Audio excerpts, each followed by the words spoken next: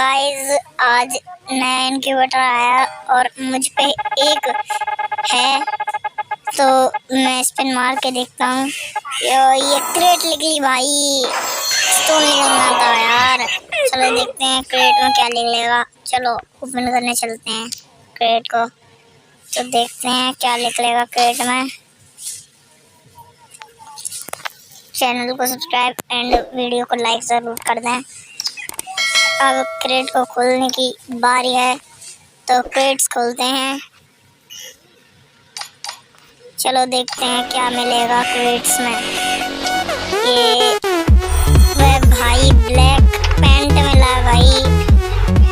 ये क्रेट्स भी खोल लेते हैं, इसमें क्या मिलेगा देखते हैं। ओए 30। ये देखते हैं इसमें क्या निकलेगा। गोल्ड और एक ड्रॉप। ये तो इसमें सब कुछ भी निकल सकता है। ड्रॉप शायद। ए तेरी